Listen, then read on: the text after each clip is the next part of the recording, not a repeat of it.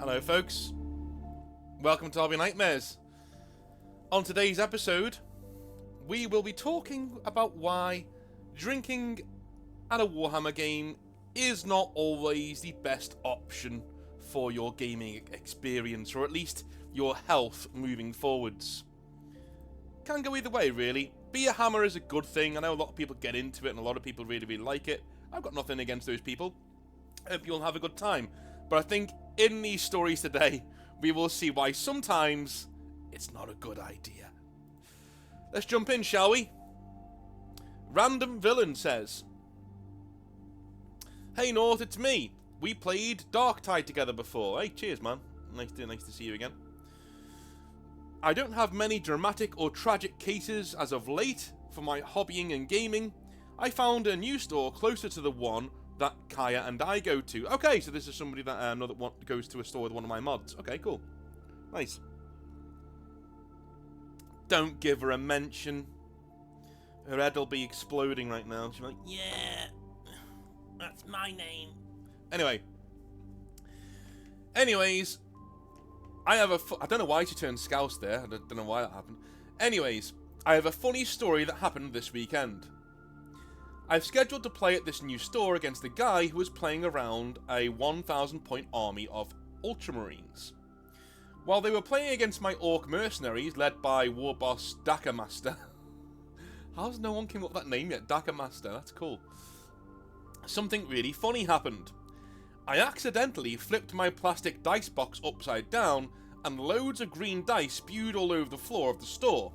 Luckily, my opponent and I were able to pick them all up after this incident, and we just continued playing.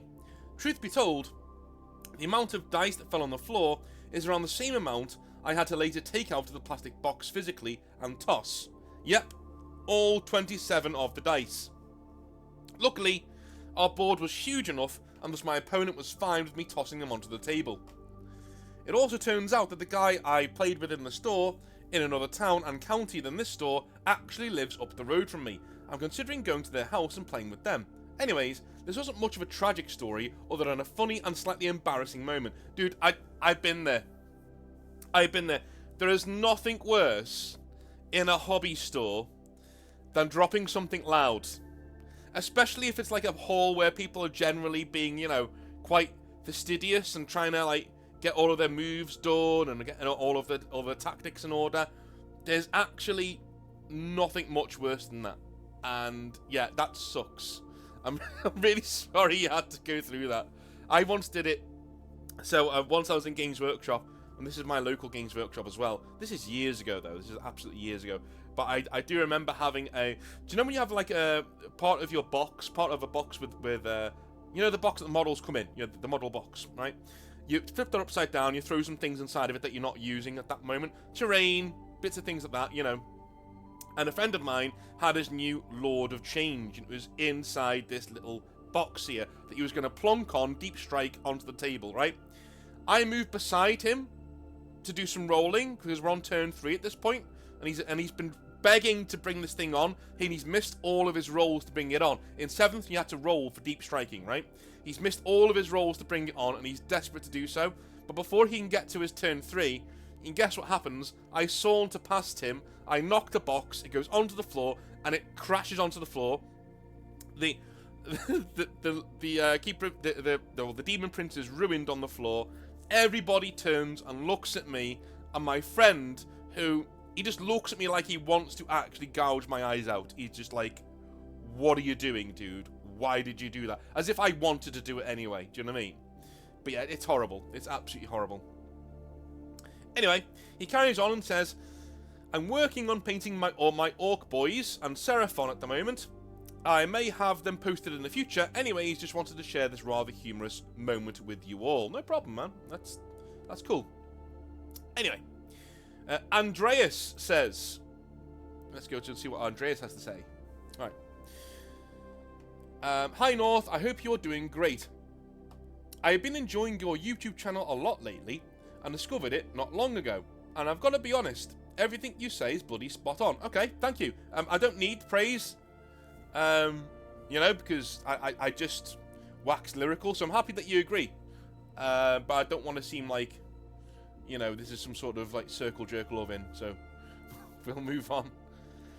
I was just painting up some Iron Warriors, good man, good taste, like it, some Iron Warriors whilst listening to your Hobby Nightmare playlist, and I felt like you would understand me and be able to help me out here. Oh, by the way, I'm a fellow Grey Knight fan as well. Well, way to butter me up. Way to try and butter me up. 40k group in the London area here. Oh, sorry. So, here is the thing. Over 3 years ago, me and a few of my friends created a small 40k group in the London area here. We were all about narrative gaming and casual playstyles. We all loved the hobby, the lore, and we all agreed on one thing. Screw the competitive players and meta chasers. You know, that's not a problem. I've often, a lot of people are going to get triggered by that and they're going to be like, well, why? Why are you saying that? Because we can't play as well? No one's saying you can't play. But what Andreas is doing here is he's following a very, very, very crucial rule when it comes to your own hobby experience. Curating your community. Everybody is allowed in this hobby, but not everybody is allowed in your gaming group. Do you know what I mean? Everybody who comes into this hobby liking 40k and likes it for what it is welcome here. But your gaming group might be different. You might only like narrative players. You might only like competitive players, right? Other people can come in, but they can't really complain when they know what the boilerplate disclaimer of your group is. We are all narrative players. We are all competitive players, you know. We're all furry degenerates, right? It's all there. So people can't really complain. You find your people, and you have fun with your people. That's what I'm saying. The hobby takes too long to do anything else. Throughout the years, we even started our own narrative campaign, where we had a map of a planet, and we fought for that planet. Capturing sectors one by one. Dawn of War style. I like it. I like it.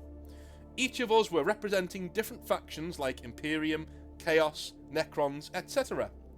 The campaign was a lot of fun. Some of us can't even imagine playing 40k in any different ways anymore. We have a real narrative background and story behind each battle we fight. Just pure awesomeness. By the way, if you are curious about the campaign pack, I'm more than happy to share it with you. Do so, yeah, email me, thank you. hobbynightmares@gmail.com, email me. Now, here comes the dark part. Okay, throughout the years, our little group of 6 expanded as people were really drawn to the campaign. Now it's 22 of us in the group, oh my god, which is great. The more the merrier, they say. But problems started occurring when we eased up on our recruitment process and competitive players started showing up in our group. Oh no, yeah, again guys, if you're a competitive player, I'm not having a go at you here, but yeah, if you're lax about the people you let into a group such as this, it's gonna dilute, man, and you're gonna get more people in there who want different things. Everybody is lovely and friendly in the group, however, these competitive players are clearly winning every single game they play by bringing strong lists, playing for the win and not for the fun of the narrative. Some of us started voicing how these people are ruining it for them. What would you do or advise? Thanks a ton. That's a tough one, dude. That is a tough one. Wow. Okay. One of the things you could do, right, is work towards a season finale of your narrative campaign, right? Do it within a month or 2. Work towards a big blowout narrative campaign ending to this part of the campaign, right? So you can draw a line under it. Bang. Because one thing I found is just pulling the rug out from under people generally makes them quite butthurt and will get them to walk away. So what you want to do is bring the events of that part of the campaign to a natural conclusion. That's me, by the way, not you. To a natural conclusion, right? So you try and draw, so like say there's a siege going on or a pitch battle going on, and it's decided by, you know, this narrative campaign. Now, in Season 2 of the narrative campaign, that's when you bring in more rules. So you bring in a few house rules, saying, look, you know, there must be a way in 10th edition to limit what people can bring in terms of the most powerful combinations that are in the game, right? So you look at the meta, you look at what's in the game, and you tell people, listen, you can't bring this and you can't bring that. Or you literally say you can only bring 500 points, okay, to start off the campaign, and you earn units as you go on and as you win games. Okay? But your 500 points have to be, let's say, the starter box set and one more squad choice. You make people play even games for as long as you can at the start of Season 2. Right at the start of Season 2. And that means that there'll be people out there with more models than others, there'll be people, and they'll play against other people with more models, and so on and so forth as you go on. That's what I would do. It would level the playing field, and it would make sure that a lot of the combinations that these people like to take aren't doable. The one thing you're doing there is that you're just being wishy-washy, you bring what you want. You obviously can't do that anymore because you've got competitive players. Failing that, for Season 2, if you don't want to do that, if it's too in-depth, send out a memo saying this is a narrative campaign. Any playing for blood or playing with, tournament-ready armies will likely see you get kicked out or asked not to play in the campaign with the army. And you can still play a game here with us, no problem, but you won't be in the campaign. That's fine. Do you know what I mean? You can do that, no problem. Absolutely no problem whatsoever. Just let people know what the expectations are for Season 2 and get in front of it. If you can do that, then I think you've got a chance of having a really cool campaign. Alright? Cool. Make sure people know the expectations of what they're getting into.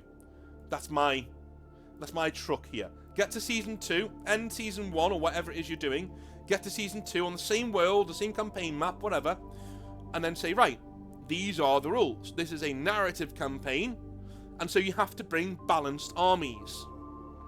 Okay, you need at least 4 troop choices, for instance. That's a lot. If you're looking at a 1,000-point game, that's like half your points costs. But you're enforcing those rules to make sure the games are more balanced, right? That's what you do. And then you say any playing for blood underneath that, or any bending of these rules to get in a broken combination will result in the award of the win to the other person. This is a narrative campaign, and you're not meant to be here playing for blood. These are supposed to be very balanced lists with what they do. If you do not bring a balanced list, then you're not playing in the campaign. Simple, right? Awesome. Anyway, if you like what I do here, the subscribe button is down below. It would mean the world to me if you could go on there and ensure that the channel keeps growing. It would be amazing to hit 16,000 subs by the end of the year and 20,000 by June 2024. That is my new goal. You helped me get to 15,000. I'm incredibly grateful. But if you think somebody might get some stuff out of my some good stuff out of my videos, then please send my video over to them. Maybe we can get them out of a rut. Alright? The Discord is down below. The link should work now. I'm going to reset it at the start of every week. So I'm going to reset it at the start of every week. So it should work all week. And then we'll reset it at the end of the next week. Alright? Cool. Awesome. So, next Hobby Nightmare from Lord Extant, who's been waiting a while for me to put this on. But hey, thank you for being so patient. Let me take a sip of my tea. There we go. He says, "Hi North, I don't know how to format this, but I got a hobby nightmare to share that is the full reason why I don't play anymore." Oh wow, okay. Not at all, okay. So this was back in what I want to say was 2016 or so.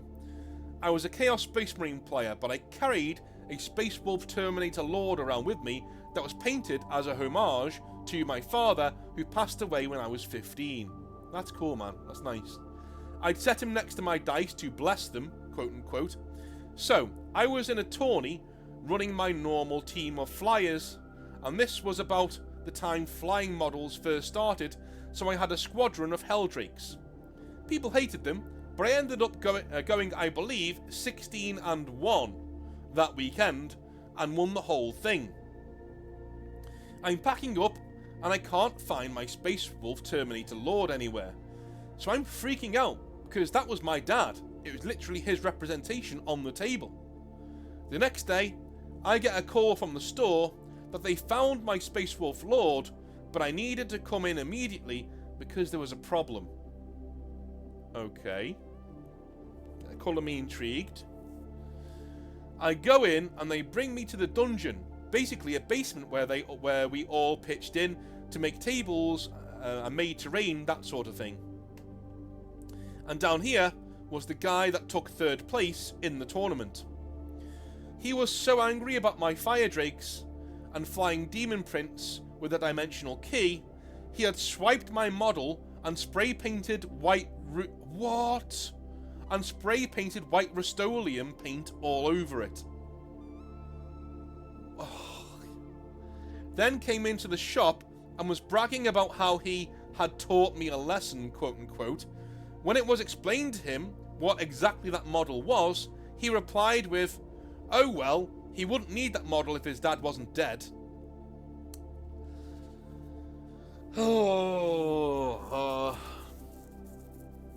Just when I'm,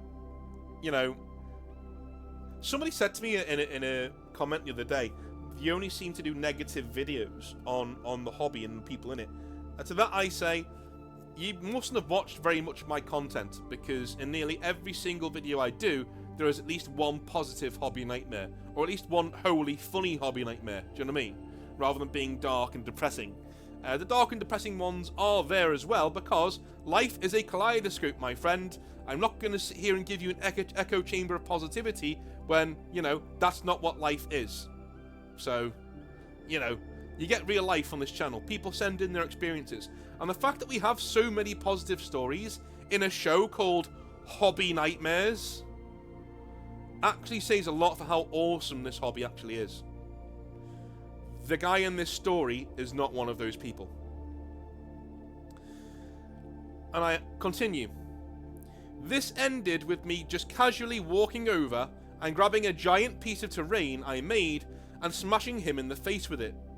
I sold all my armies and have never touched the hobby again because I just couldn't fathom that level of cruelty over a tournament that didn't even have a prize and was just for fun. Cheers, Lord Extant. Okay. Your response there, a bit too much, man.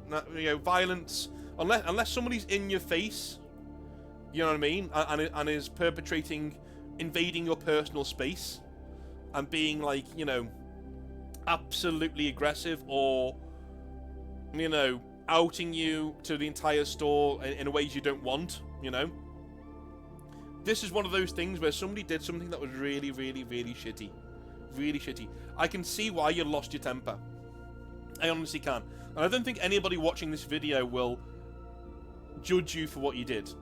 Obviously you were banned from the store, so you got your punishment.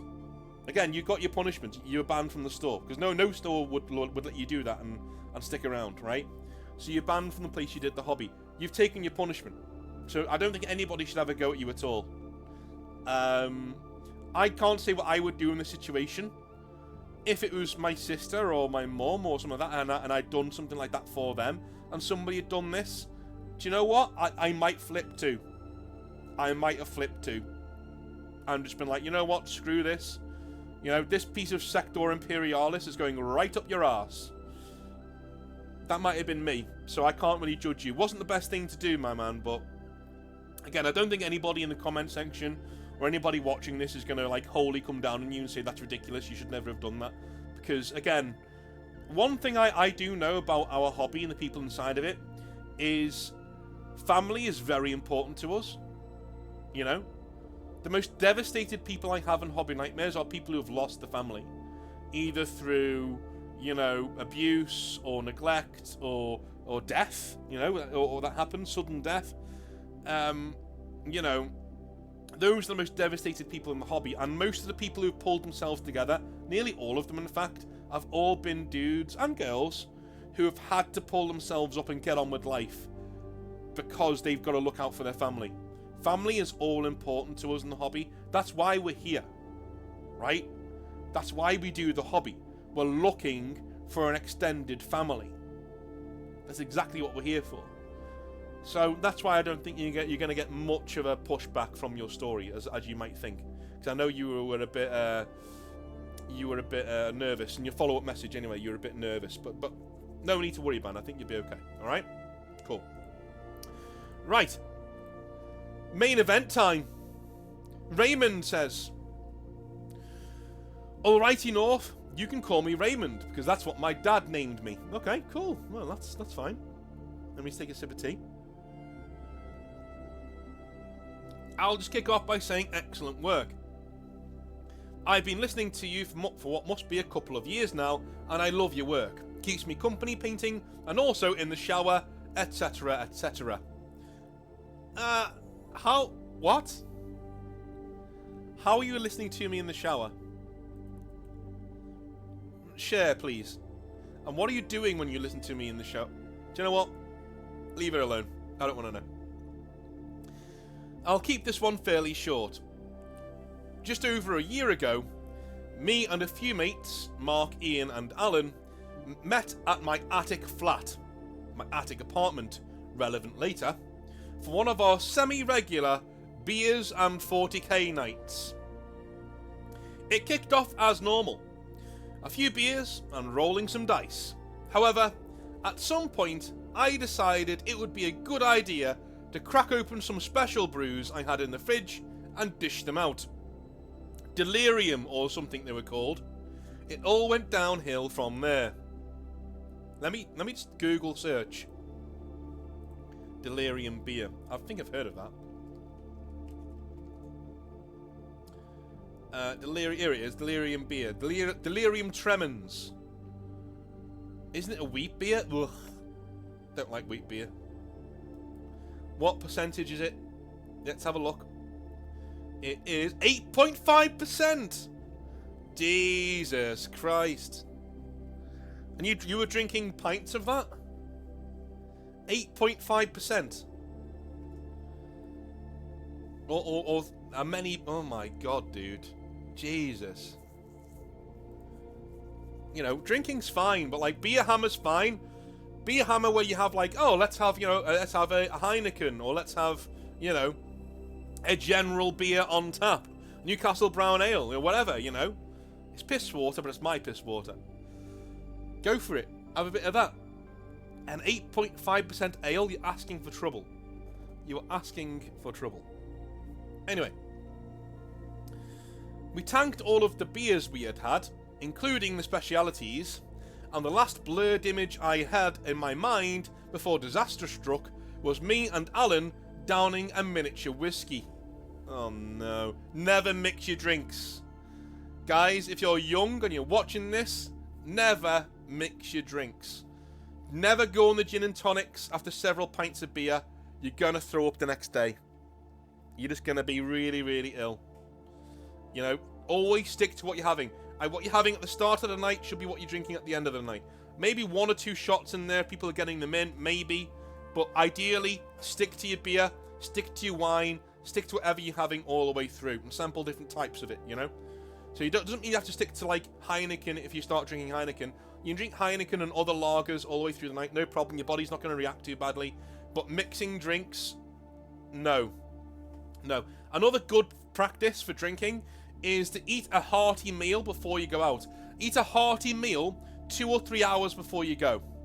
That means that you're going to be sleepy after your hearty meal, so you can have a nap or something, or you can just like lay about and chill, you know.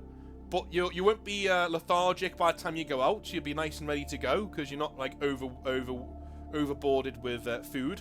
But there's a lining on your stomach. There's a lot of stuff for the alcohol to get through before it gets in your bloodstream. I've done nights like that where I've had 7 or 8 pints before I even start to feel tipsy. That's because I've had a hearty meal beforehand and I'm ready to go out, sort of a thing, right? And I go home nicely merry, but not drunk. Not completely drunk. Be very, very, very careful about drinking, guys. There are ways to do it where you're much, much safer. Don't mix your drinks, and always line your stomach with something. Something nice, that's also me. But another thing, lads, no matter how many times you tell your missus, please don't do something because I'm recording, she's gonna do it anyway. She's gonna do it anyway. She's gonna find a reason to do it. Okay, guys. I'm gonna say this right now before I go on with this story. This is gonna be really controversial. All right. So if you've got women around you right now, just send them out the room, right, or walk somewhere else. Don't put me on loudspeaker. All right. All right. Have you done it? Take me off loudspeaker. All right. women, I've noticed, can't take instructions very well. Alright? What I mean is, if I ask my sister, or my mother, or my cousins, or my missus to do something, right? In a nice way, they just don't do it. But they do it, but they do it in their own little way. For instance, I could say to my missus, "Hey, darling, light of my life, are you going to the store?" She goes, "Yes, I'm going to the store." And I say, "Okay, cool. Would you mind getting me some chocolate hobnob biscuits?" Very simple, right? Chocolate hobnob biscuits. Very simple instruction. Okay? Very simple. So imagine my shock and my horror when she returns with chocolate bourbon biscuits. And she says to me, "I saw the hobnobs, but these are better for you." Those aren't the fucking instructions I gave you. Every woman does this. Every woman I've ever known does this. They take your instructions that are very clear and they go, "I'll just put my own little spin on them." No, I gave you black and white, a request that was black and white. I don't know what it is. Same thing today. "Darling, please, I'm going to be recording between 12:30 and 2 o'clock today, Just no messages, please, because I've not worked out how to take the old, the notifications off, on my computer. I'm not that tech savvy. I know it's ridiculous, but I just haven't worked out how to do it." And she said, okay. Two messages already. And I never have a go. I never shout or anything like that. But I do go, "Listen, it's fine, not doing that, please." Anyway, back to the hobby nightmare. Sorry, I needed to get that off my chest. You know what I'm like. You know what I'm like for rabbit holes. As in going down figurative rabbit holes, not... Moving on. Alan and Mark left to hit the 24-hour Tesco store.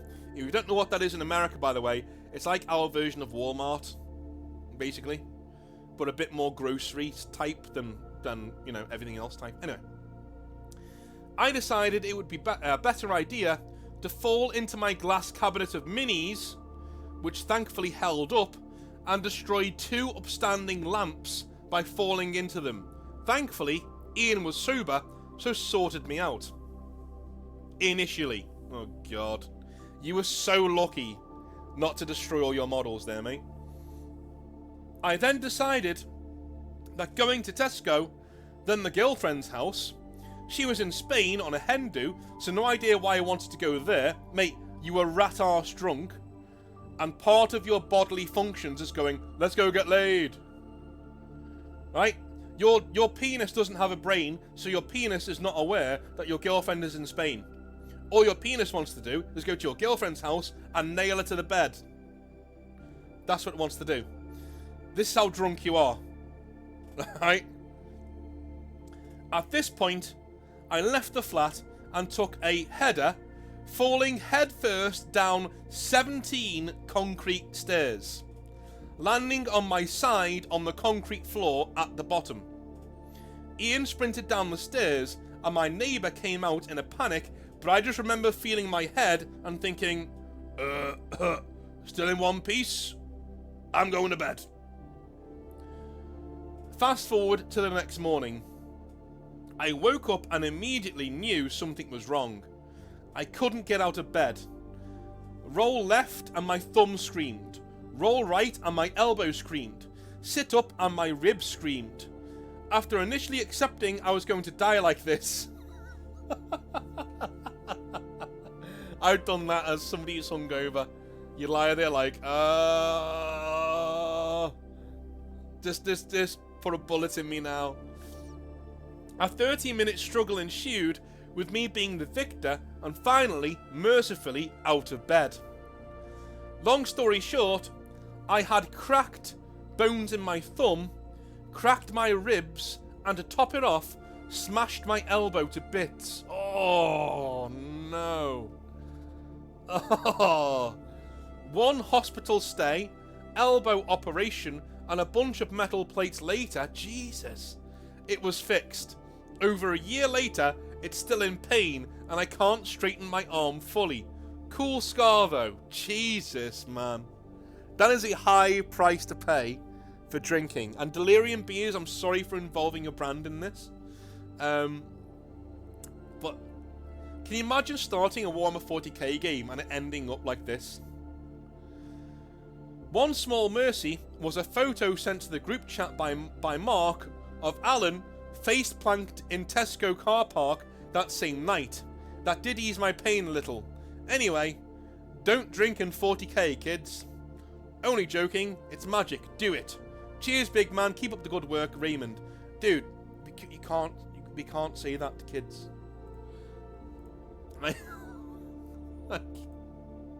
I'm gonna be honest. You know, again, just like the guy before. You did your thing. Okay, I tried to get the picture for this guy. So if I get the picture of his friend face planted in Tesco's, I will put it onto the next Hobby Nightmares, okay? But I didn't get it in time, so it's not here right now. But you had your punishment. You had your punishment. Okay, if you're gonna do Beer Hammer, do it within reason. Have a few beers with your friends and then go on a night out. Don't do the night out when you're still doing your Warhammer, because things are gonna go pear-shaped. You've got very fragile models there that you've worked very hard on, and your friends have worked very hard on. And do you know what? Warhammer, it takes a long time to set up. Not all of us have the luxury of having people to play Warhammer with. So please make sure you treat it with the respect it deserves. And do it sober if you can. Or at least slightly tipsy rather than anything else. Don't get high, don't get drunk, have fun with the hobby, and then do those things, you know? I will tell you now, a big turn off for me when playing 40k is if my playing partner, my opponent, whips out a bong or a spliff or a pipe or something and starts toking away on a bit of weed in front of me. It just turns me right off, you know? I don't stop the game, but I do make a mental note. Don't play this person again. Because I want to play you at your best, dude. I want to play you at your best. Maybe being high helps you be at your best. Maybe, but, you know, I don't want it around me when I'm playing 40k. I don't want to smell it and have it in my face when I'm playing 40k. Do you know what I mean? Anyway, am I a bit of a prude there? Let me know in the comment section down below. I love you all a long time. I will speak to you on Monday for some more Hobby Nightmares. We're getting some real doozies in right now. If you want your Hobby Nightmare to be read out before the end of December, then please make sure you send it over to hobbynightmares@gmail.com. It's in the description down below. Send it over to me and I will read it out before the end of December, depending on what kind of theme it goes for. So, love you all a long time. Have a wonderful weekend, and I'll speak to you soon. Have a good one. Bye now.